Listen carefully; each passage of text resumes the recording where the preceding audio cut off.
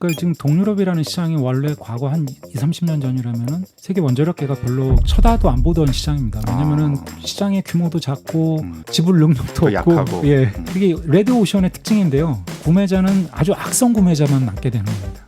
아무도 살 사람이 없고 거기라도 막 억지로 출혈 경쟁해서 팔지 않으면은 팔 곳이 없는 네. 그런 시장. 지난 2022년 10월에 폴란드의 이제 부총리가 와서 폴란드 전력공사와 우리나라 한수원 간에 이른바 건설 의향서를 체결을 했습니다. 그때도 지금 국내 언론이 뭐 지금처럼 어마어마하게 보도를 그때 했는데요.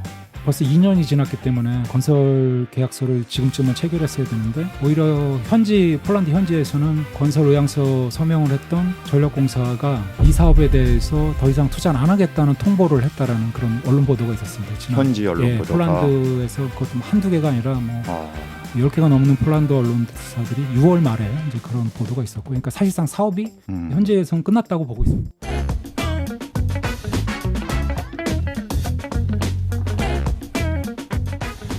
한국이 체코 두코바니 신규 원전 사업의 우선 협상 대상자로 지정된 상태죠. 이 일로 얼마 전 윤석열 대통령이 재벌 총수들과 함께 체코에 다녀오기도 했습니다.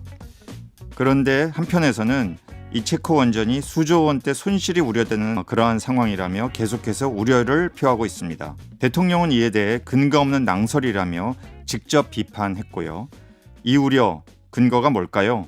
석광훈 에너지 전환 포럼 전문위원 모셔서 이야기 나눠보겠습니다. 안녕하세요. 네, 안녕하세요. 이번 체코 원전 우선 협상자 지정 어떻게 보십니까? 그냥 전체적으로 한번 느낌부터 얘기를 해주시죠. 유럽, 특히 동유럽이라는 이제 그런 구소련 시대에 그 건설된 원전들처럼 마치 지금의 원전 사업도 그렇게 쉽게 저렴하게 이제 진행이 될 것 같다라는 좀 기대들을 하는 것 같습니다. 근데 그건 전혀 지금 다른 상황이고, 그러니까 체코 입장에서 봤을 때요. 근데 우리도 마찬가지인 게 아랍에미리트처럼 생각을 이렇게 하다가 사실 이렇게 굉장히 많은 손실이 발생할 수 있는데요. 과거의 원전을 수출했던, 우리가 수출했던 UAE 원전 수출했던 경우랑 비슷하게 생각을 하려고 하는데, 많은 사람들이 지금 놓치고 있는 게 이제 그 금융 비용을 잘 모르는 것 같아요. 그러니까 그 당시에 이제 아랍권이 갖고 있는 특징은 이자를 받지 않습니다. 아부다비 은행에서 이제 상당 부분을 이제 물론 이제 건설비를 댔는데 이제 금융 비용을 그때 그러니까 받지를 않은 것 같아요. 근데 하여튼 그러니까 유럽이나 미국이든 그 서구권에서는 그 원전이 비싸지는 이유가 건설 공기도 지연이 되지만 건설 공기가 지연될 때마다 이자를 계속 물기 때문에 비용이 그 폭등을 하는 거거든요. 그래서 영국만 하더라도 지금 한 기에 지금 40조 원 가까이 육박을 하고 있는데요. 결국 건설비가 올라가는 면이 그렇습니다. 분명히 있다. 그렇습니다. 이게 지금 이 현재의 우선 협상 지정 받고 또 한국에서는 수출이 됐다라고 이야기하는 그 이면에 깔려 있는 하나의 리스크다 이렇게 보시는 거죠. 맞습니다. 이제 유럽이라는 그 조건이 안전 규제, 노동 규제, 시장 규제 이런 것들을 우리가 한 번도 겪어보지 않은 그 시장을 들어가는 거라서 엄청난 리스크를 안고 있고, 체코도 너무 작은 경제이기 때문에 인구 한 1,000만 명 조금 넘고 뭐 GDP나 정부 지출에선 그렇죠. 전기 소비량 이런 거 다 보면은 경기도보다 더 낮은 지역입니다. 근데 그런 데서 거기도 또 너무 이렇게 지금 실제 자기 덩치에 맞지 않게 너무 큰 프로젝트를 하면서 스스로 지금 리스크를 또 키우는 지금 그런 위험한 상황이다. 그러니까 지금 석 박사님 말씀하시는 거 보면 이 나라가 그렇게 큰 나라도 아니고 또 GDP가 그렇게 경제 규모가 큰 나라도 아니고 맞습니다. 어떤 재정 능력이 그렇게 뛰어난 나라도 아닌데 과연 24조 원 규모의 이러한 두 기의 원전을 수주했다고 하는데 과연 체코 정부가 제대로 된 이 사업에 대한 지불 능력이 있는 것이냐 이런 얘기가 이제 언론에서 나오거든요. 이 계약을 하더라도 우리가 남는 장사 하는 거냐. 이게 지금 그 알려진 그 액수가 지금 뭐 어느 나라 통화에 따라서 뭐 다 조금씩 다르지만 일단은 체코가 이제 공식적으로 밝히고 있는 거는 원전 한 기에 75억 유로, 두 기에 150억 유로입니다. 그러면 이제 굉장히 큰 돈인데요. 우리 돈으로 한 20조 원 좀 넘겠죠. 체코가 올해 정부 지출이, 공식적인 정부 지출이 한 50억 유로 뭐 안팎 정도 됩니다. 그럼 거기서 이 두 기를 건설하면 두 기 그 지금 순 공사비만 17%입니다. 정부 지출의 17%라고 하면 어마어마한 규모인데요. 물론 뭐 매년 나가는 건 아니겠지만 그래도 그렇죠, 뭐 맞습니다. 초기에 꽤 많이 투자가 돼야 될 맞습니다. 테니까. 그래서 그 예산이 그 어느 정도냐면은 체코의 그 교육 예산과 보건 예산을 합친 거와 좀 거의 비슷합니다. 네. 그 정도 그게 어느 정도 규모냐면요. 우리나라 지금 올해 정부 지출을 보면 우리나라 보건 예산이 한 120조 원 정도 되고 교육 예산이 한 100조 원이 조금 안 됩니다. 근데 그 두 걸 원전 두 개를 지는데 만약에 200조 원이 나간다. 그럼 그거를 어느 나라가 그걸 감당할 수가 있겠습니까? 네. 그래서 그러니까 이 정도 현재 규모는 뭐 수출 대박이라고 하지만 네. 과연 체코의 재정 상태나 경제 규모로 봤을 때 이게 쉬운 일이 결코 아니다. 이제 네. 이런 지적을 이제 하고 싶으신 거군요. 예. 그래서 뭐 우리나라가 결국 돈 빌려줘야 되는 거 아니냐 이런 얘기도 나오는데 맞습니다. 예. 그 얘기는 어떤 건가요? 그러니까 지금 체코 자체적으로 자력으로 지금 정부 예산으로도 이거를 지불할 능력은 없습니다. 지금 네. 경기가 체코도 안 좋기 때문에 예산을 올해 지출 삭감을 많이 했었고요. 지금 민간 투자자도 지금 없기 때문에 결과적으로 바라봐야 할 때는 유럽연합인데 유럽연합에서는 그 이 원전에 대한 지원이 이제 그 이른바 그 EU 텍소노미라고 해서 이제 원전을 지속 가능한 에너지다 그래서 텍소노미에 포함시켰지 않습니까? 근데 사람들이 간과하는 것은 그게 조건부 포함인데요. 네, 맞아요. 네. 크게 두 가지 정도의 조건이 있는데 하나는 사고 저항성 해결료를 사용할 것. 그다음에 두 번째는 핵폐기장 그 정확한 뭐 부지와 로드맵을 갖고 있을 것. 결국 그 말씀은 이제 그런 조건을 적용한다고 봤을 때 과연 이 사업이 제대로 진행될 것인지에 대한 의구심이 있다는 말씀이군요. 그렇습니다. 예. 일단은 네. 10년 안에는 그런 게 근데 지금 저는 궁금한 게 이 네. 체코가 네. 슬로바키아 더불어 네. 유럽 내에서도 원전의 발전 비중이 굉장히 높은 두 나라예요. 막 30% 40% 이렇게 되는데 맞습니다. 아니 지금 유럽은 대부분 나라가 다 재생에너지를 계속 키우고 올인하는 나라들이 주변에 널려 있는데 네. 이 두 나라는 경제 규모도 안 크고 전력 소비량도 그렇게 안 많은데 왜 이렇게 원전을 자꾸만 하려고 이러는 거예요? 그러니까 두 가지 정도의 측면이 있을 것 같은데요. 첫 번째는 지금의 정치인들이 지금의 50대, 60대 그 주 집권 정당들이 젊었을 때 구소련이 저렴하게 지어주던 원전을 20, 30대 때 경험을 했을 겁니다. 과거에. 네. 예. 그 사람들이 지금도 이제 다 우리도 마찬가지지만 20, 30대 경험을 굉장히 가장 중요하게 생각을 합니다. 그러니까 실제로 그런 면에서는 체코 정부가 원전 건설의 진심은 진심이군요. 그렇죠. 이거 꼭 하고 싶다. 그렇죠. 예. 앞으로 계획을 보면 뭐 2050년까지 최대 원전 발전 비중을 50%까지 늘리겠다. 근데 예. 한편으로 또 재생에너지도 많이 늘리겠다 이렇게 하고 있어요. 맞습니다. 재생에너지도 그때 되면 막 40, 50까지 늘리겠다 이렇게 하고 있는 맞습니다. 건데 예. 이게 좀 지속 가능한 발전원 모델입니까? 아니요, 전혀 그건 불가능한 이야기죠. 그래요? 지금 말씀하신 것처럼 이제 체코도 이른바 이제 NECP, 그러니까 그 우리의 NDC에 해당하는 국가 에너지 기후 계획이라는 게 있습니다. 그러니까 그거를 다 유럽연합에다가 제출을 해야 되는데요. 네. 우리나라 NDC처럼 이제 탄소 감축 목표와 이행 방안을 제출해야 되는데 거기에 최근에 제출한 건 올해 이제 정권이 바뀌고 나서 올해 제출한 거는 2030년까지 재생에너지를 41%까지 올리겠다. 지금 10% 조금 넘는데요. 이제 그 41%까지 늘리겠다. 재생에너지를. 네. 이게 우리나라 수준이군요. 체코의 더 지금 높죠. 우리나라의 예. 재생에너지 발전 비중이 한 우리나라 정도 되는 수준이고요. 지금 한 10% 우리보다 정도. 조금 낮습니다. 조금 낮아요, 더 심지어. 더 나은 거죠. 더 나아요. 우리는 조금. 우리는 한 9%대. 예, 우리는 네. 9%, 10% 그 사이인데요. 네. 그거보다 더 나은데 하여튼 만약에 재생에너지가 41%가 들어오게 되면은 원전을 제대로 가동할 수가 없습니다. 이용률이 확 떨어진다는 그렇죠. 말씀이군요. 그러니까 전력 시장은 세계 어디서나 마찬가지인 게 이른바 이제 경제급전의 원칙이 적용이 되는데요. 연료비가 제일 저렴한 순서대로 전력망에 먼저 공급이 그렇죠. 되도록 합니다. 배치를 합니다. 그러면 재생에너지가 41% 들어가고 나서 원전을 나중에 그때 집어넣으려면 들어갈 자리가 별로 없는 거죠. 그래서 그럼 어떻게 되냐면 원전을 이제 출력을 줄여서 이제 운전을 해야 된다라는 네. 거죠. 프랑스도 벌써 이미 올해 들어서 지금 원전의 출력 간발 운전이 대폭 늘어나서 그 얘기는 프랑스도 재생에너지를 늘리고 있기 때문에 그렇다는 거죠. 그렇기도 하고요. 유럽연합 전체가 이미 이제 재생에너지의 비중이 50%를 지금 넘어섰거든요. 올해 들어와서. 네. 태양광 풍력만 해도 30%가 그렇죠. 도달했습니다. 그래서 그러다 보니까 이제 그 유럽은 그 뭐 20개가 넘는 국가가 서로 전력망이 서로 연결돼 있기 때문에 거의 한 나라와 같습니다. 네. 그럼 유럽연합 평균이 만약에 그 재생에너지가 50% 정도가 네, 된다면 수력까지 포함해서 네. 네. 수력을 빼면은 34%인데요. 그 정도가 되면은 이제 원전을 마음대로 가동할 수 없게 된다라는 것들을 이제 결국은 투자비를 회수하는 것은 전기를 팔아서 이제 회수가 돼야 되는 건데 맞습니다. 그만큼 가동을 제대로 할 수 없게 되면 네. 이것이 과연 사업성이 있는 경제성이 있는 사업이냐에 대한 문제 제기가 앞으로 점점 더 커질 수 있다. 맞습니다. 이렇게 요약이 되겠군요. 맞습니다. 사실은 뭐 우리가 뭐 체코 국민도 아니고 체코 정치인도 아니고 뭐 예. 체코가 어떻게 할지 우리가 그게 크게 뭐 걱정스러운 건 아닌데 진짜 정말 중요한 거는 우리가 이거 수출한다고 하는데 네. 이거 남길 거냐 네. 이게 말이 되는 사업성이 있는 그러한 이 투자냐 결국 이 계획이 이 계약이 괜찮은 거냐에 대한 궁금증이 이제 제일 큰데요. 네. 그 지적재산권 관련된 얘기 나오잖아요. 네. 그러니까 웨스팅하우스가 계속 지금 딴지를 걸고 있다. 네. 이거는 좀 어떻게 설명이 가능할까요? 네. 이제 어느 정도입니까?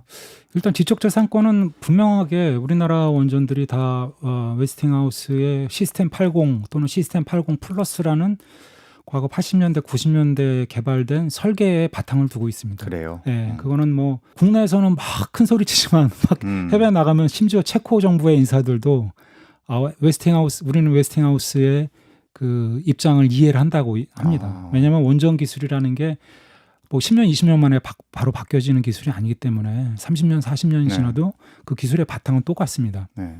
그래서 이제 그 지적재산권 문제는 명백한데요. 이제 다만 이제 그 한수원이 은근히 기대하는 것은 그 우리가 그 과거 UAE에 바라카 원전 수출을 할 때 그때처럼 웨스팅하우스에게 이제 로열티를 주고 일부 기자재를 좀 그 주면서 그걸로 좀 합의를 하기를 기대하는데 네. 문제는 이제 그때와 지금과 너무 달라진 게 시장이 너무 안 좋아졌어요. 원전 그때부터 시장이 규모가 더 예. 줄었죠, 전 세계. 예, 전체적으로 줄어들고 그 사이에 후쿠시마 사고도 나고 그러면서 이제 원전이 그 줄어들 대로 줄어들어서 지금 동유럽밖에 지금 남지 않은 상황이거든요. 나머지 시장은 그때만 해도 중동 시장이 사우디아라비아를 포함해서 뭐 굉장히 많이 커질 거라고 그때 환상을 많이 가지고 있었는데 지금은 이제 중동 시장은 없다라고 생각합니다. 중동은 다 재생에너지로 돌았죠. 그렇죠. 태양광이 예. 어마어마하니까. 맞습니다. 태양광 하면은 지금 킬로와트당 10원대입니다. 그러니까. 예, 중동에서. 예. 그래서 남은 시장이 동유럽밖에 없으니까 웨스팅하우스도 뭐 더 러시아나 중국은 자체 시장이고 그렇죠. 자체 예. 개발하고 지금 자체, 사실 예, 건설하고. 신규 원전 건설되는 걸 보면은 3분의 2가 중국 아니면 그럼요. 러시아입니다. 그렇죠. 예. 예. 그리고 남은 시장이 동유럽밖에 없는 거죠. 그러니까 웨스팅하우스도 이제 더 이상 이제 양보를 못하는 상황이죠. 웨스팅하우스가 사실은 작년에 네. 그 캐나다에 있는 자산 운용사하고 네. 카메코라고 네. 그 우라늄 채출하고 네네네. 이거 가공하는 이 맞습니다. 회사에 팔렸어요. 다 네네. 인수가 됐습니다. 그쪽에. 네네. 그러니까 네. 결국 이게 자산 운용사가 여기에 펀드가 들어갔다는 얘기는 네. 여기에 한 5조 원 정도 투자했는데 절대 손해 안 보고 어쨌든 끝까지 물고 늘어지려는 그런 유인이 있을 거 아니에요. 그렇죠. 그러니까 이게 그런 것도 있지만, 그러니까 그 개별 그 소유주의 뭐 이런 이기심도 있겠지만 그거를 떠나서 시장 자체가 줄어들게 되면은 당연히 시장은 아주 작고 팔 사람은 많은데 살 사람은 얼마 안 남고 이런 상황이다 보니까 당연히 팔 사람끼리 그 서로 경쟁이 치열해질 수밖에 없습니다. 출혈 경쟁을 해야 맞습니다. 되는. 맞습니다. 그러니까 우리 석 박사님 지금 이번에 계약도 한국으로서는 상당히 출혈 경쟁이다 이렇게 그렇게 될 수밖에 보시는 거. 없습니다. 왜냐하면 제가 듣기로는 프랑스는 훨씬 더 높은 가격으로 입찰에 들어갔다는 얘기를 들었어요. 네. 그러니까요. 그러니까 지금 동유럽이라는 시장이 원래 과거 한 20-30년 전이라면은 세계 원자력계가 별로 쳐다도 안 보던 시장입니다. 왜냐면은 시장의 규모도 작고 지불 능력도 없고 약하고. 예. 근데 그런 시장 이제 그게 레드 오션의 특징인데요. 구매자는 아주 악성 구매자만 남게 되는 겁니다. 아무도 살 사람이 없고 악성 구매자. 그러니까 실제 지불 능력이 없는데도 이제 거기라도 막 억지로 출혈 경쟁해서 팔지 않으면은 팔 곳이 없는 네. 그런 시장. 네. 그게 바로 레드 오션이다 이렇게 네. 생각이 됩니다. 또 한 가지 네. 이 체코 현지 기업이 뭐 공사 과정에 60%는 꼭 참여해야 된다 이런 이야기가 오가는데 이거는 정확하게 현지에서는 어떤 얘기를 하고 있는지 좀. 네, 그건 뭐 총리가 직접 밝힌 거고. 그건 직접 뭐, 밝혔어요? 예, 그건 뭐 양보할 그쪽에서는 그 양보할 그러니까 대상이 로컬 아닙니다. 콘텐츠로 확실하게 자기들이 맞습니다. 이익을 잡겠다 이런 얘기군요. 그렇습니다. 예.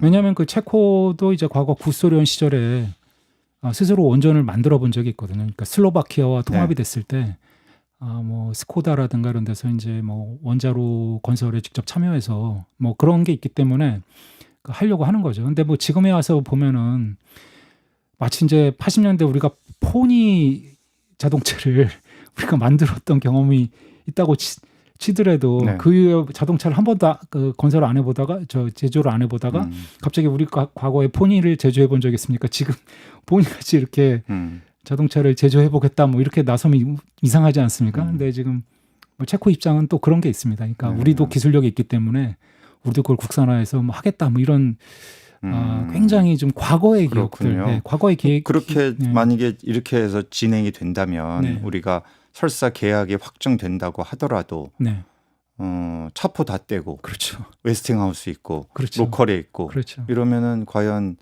무엇이 남냐라는 의심을 갖는 거니까 합리적인 의심이라는 생각이 너무 당연하죠. 드네요. 네, 너무 당연하죠. 그리고 금융 비용 거기니까 과거 아랍에미리트에 수출할 때는 금융 비용 아까 말씀드린 것처럼 이자 비용에 대해서는 큰 걱정을 하지 않았습니다. 그냥 이게 우리가 75억 유로 또는 150억 유로 또는 우리 돈으로 뭐 24조 원 이야기가 나오는데요.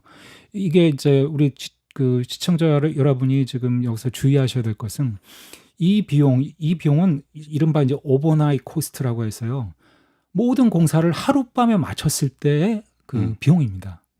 뭐냐면 여기에는 공사 기간 동안 들어가는 이자 비용이 전혀 이렇게 나와 있질 않은 겁니다. 그럼 그 이자 비용까지 생각을 하면은 그리고 거기에 공사 기간이 조금 늘어나게 되고 그렇게 되면은 이제 눈덩이처럼 나중에 늘어나게 되거든요. 사실은 이게 우리가 분명히 얘기하는 것이 사실 뭐 우리 경제가 오랫동안 수출 경제로 먹고 살았기 때문에 수출하는 것 자체를 우리가 절대로 폄훼하거나 뭐 나쁘게 봐서는 안 된다고 봐요. 그런데 지금의 과연 이러한 원자력 시장의 특수성을 감안할 때 과연 여기에 이렇게 수출하는 것이 합리적이고 우리에게 우리 경제, 우리 기업에게 도움이 될 것이냐의 관점에서 보는 것이 좀 냉철하게 보는 것이 필요하다. 맞습니다. 그 말씀을 해주시려는 것 같아요. 맞습니다. 이 또 이런 게 뭐 K 원전 수출의 교두보가 될 거다.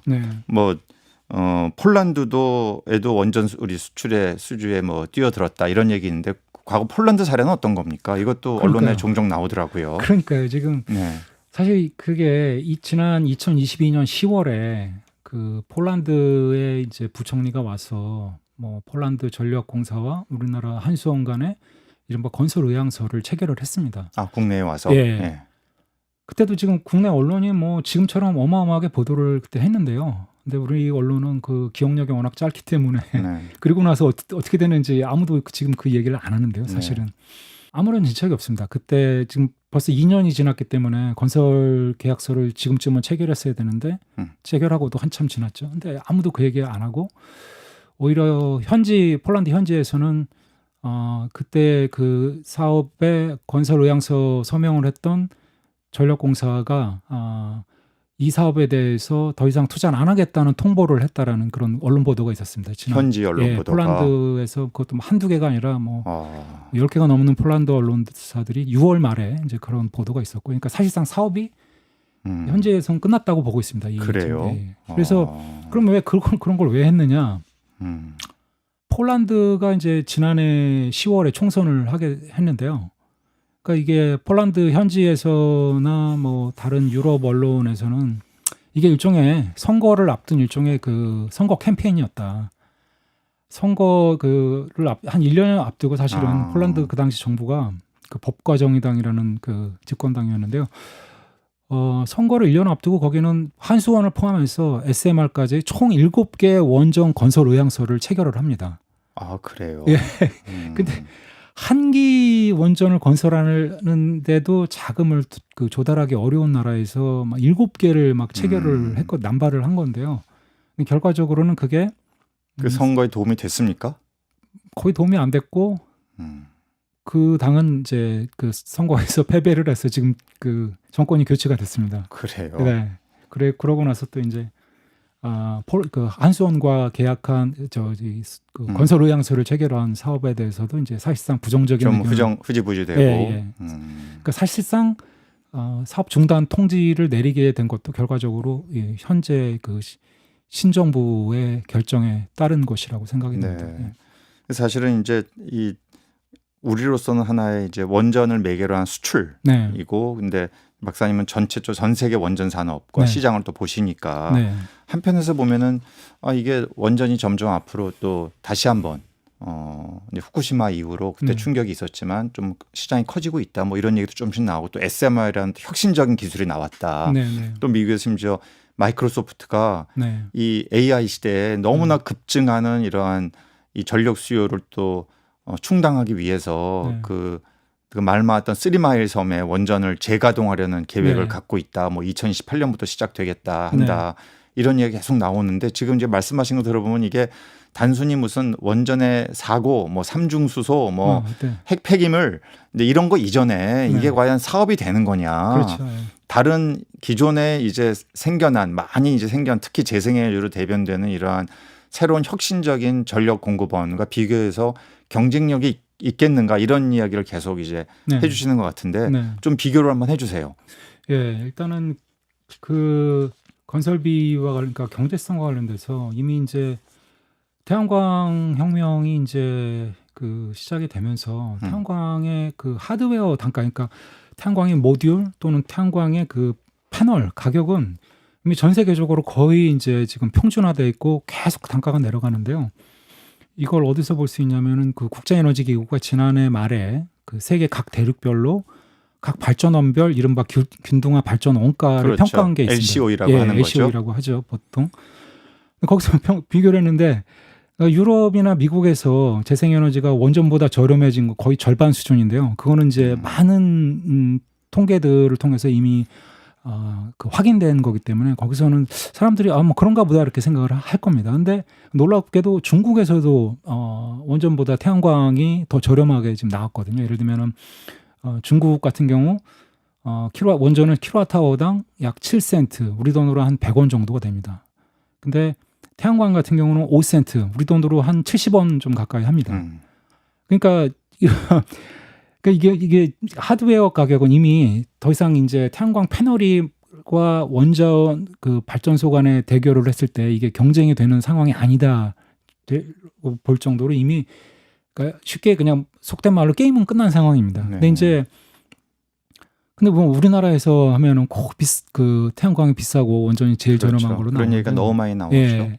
근데 이제 우리나라의 전력 시장이 우리나라 이제 1980년대 원전을 이제 국산화를 하면서 그 당시 이제 그때 원전 국산화를 위해서 모든 제도들을 원전 위주로 다 이제 재편을 했고 지금에 있는 전력 수급 기본 계획이라는 것도 사실은 OECD 어느 나라도 이런 그 계획 경제형 그 전력 그럼요. 계획을 세우질 않습니다. 네.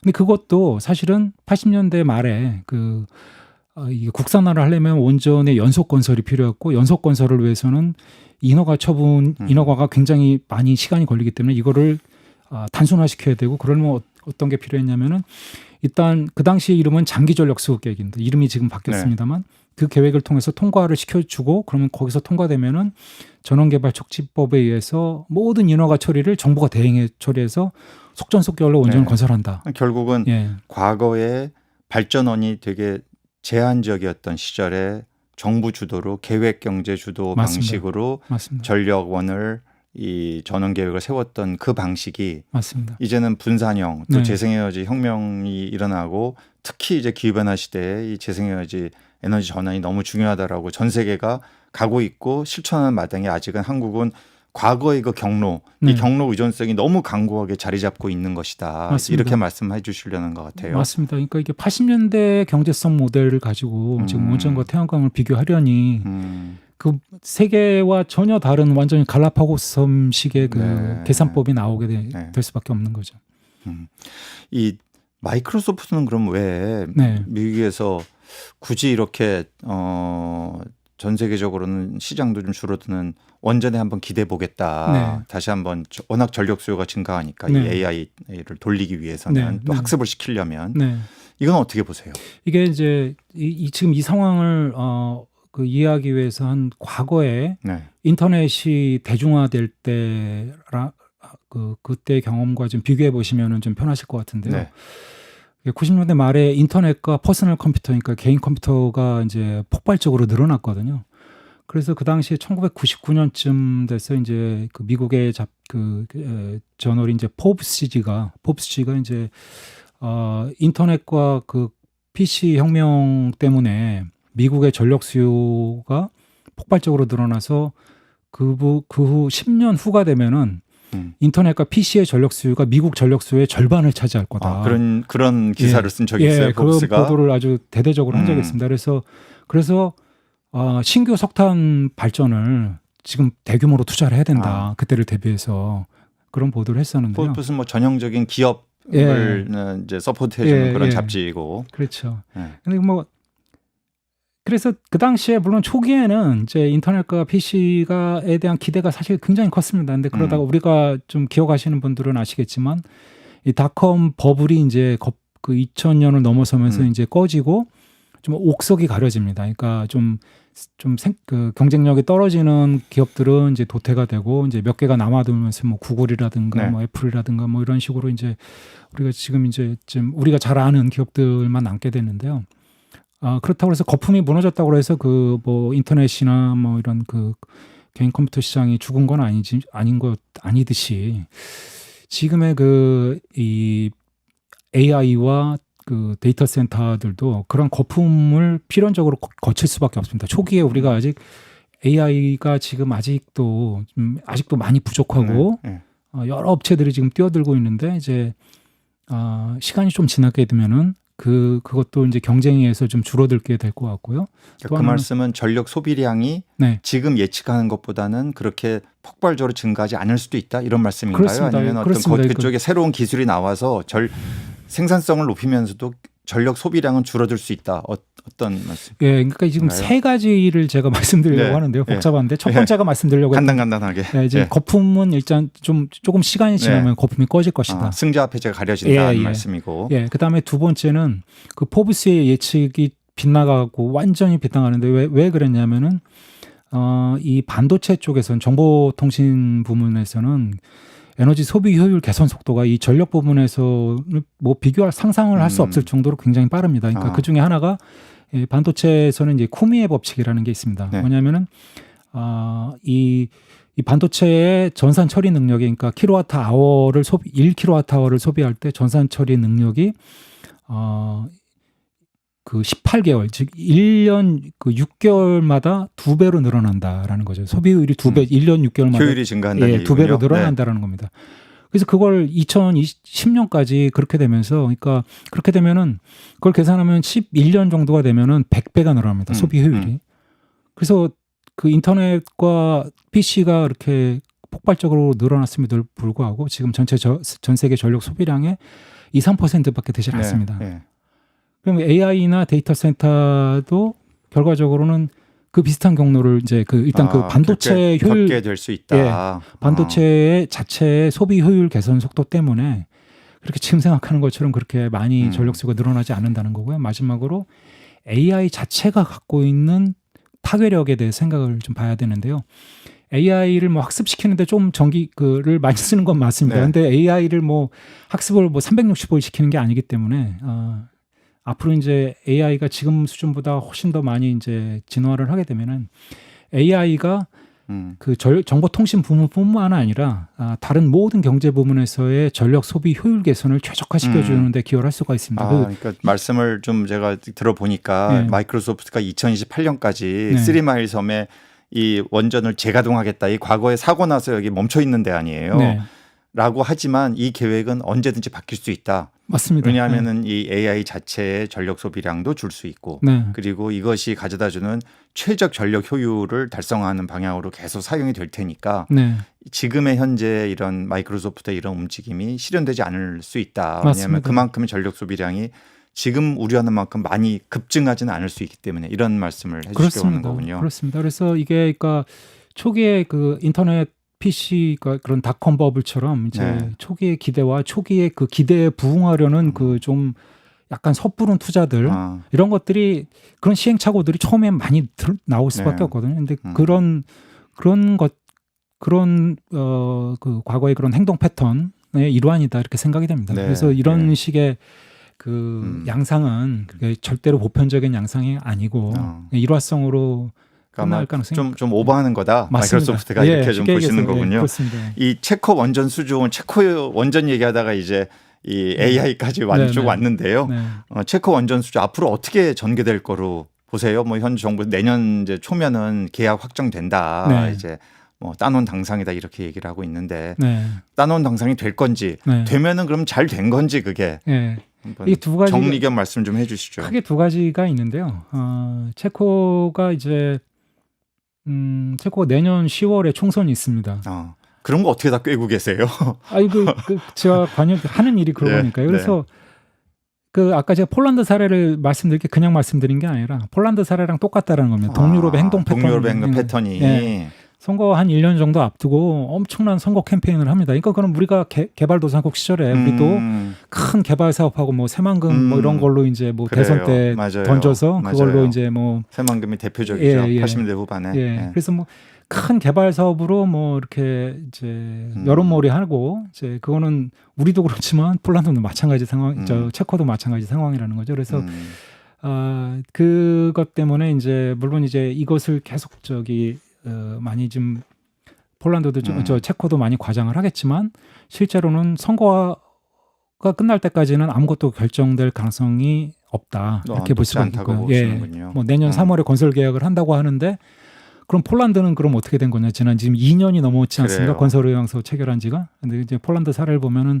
이렇게 딱 뻔히 보인다라는 거죠. 그다음에 이제 그 폴란드 체코의 그 반독점 이제 규제 기관이 있죠. 거기에다가 지금 웨스팅하우스가 이제 분쟁을 이제 클레임을 걸었고 우리나라에도 사실은 똑같이 걸었습니다. 근데 그 문제가 해결되려면 내년 말까지 해결이 안 됩니다. 양국에서 다. 네. 그래서 결과적으로 폴란드 사례와 거의 비슷하게 전개될 수 있다. 네, 전개되고 그냥 우리나라 전체가 그 체코의 총선 캠페인에 그냥 그 소재로 그냥 소비되고 끝날 가능성이 굉장히 높다는 거죠. 지금까지 이 체코 원전 수주권 관련해서 많은 언론 보도를 봤지만 오늘 석 박사님이 가장 강력한 얘기를 해주셨어요. 거기에 결국 우리나라가 지금 희생되고 있다 이런 말씀까지 해주셨는데 한번 보겠습니다. 앞으로 굉장히 중요한 이슈가 뭐냐면 우리 국민들께서는 수출에 대해서는 갖고 있는 그 어떤 향수랄까 기대감이 굉장히 크잖아요. 실제로도 그렇게 경제가 현재까지 이 고도성장기에 수출을 통해서 우리가 부가가치를 창출해 왔고 또 굉장히 중요한 우리 산업의 핵심 부문이고 하기 때문에 이것이 잘 된다고 하면 참 환영할 수 있는 일이지만 지금 이 원전 산업의 특수성, 시장의 특수성을 봤을 때 그런 것을 섣부르게 기대하는 것은 굉장히 실기할 수 있다 이런 말씀을 오늘 굉장히 솔직하게 전문가로서 말씀을 해주셨습니다. 자, 여기까지 듣겠습니다. 지금까지 석광훈 에너지전환 포럼 전문위원과 함께했습니다. 고맙습니다. 네, 감사합니다.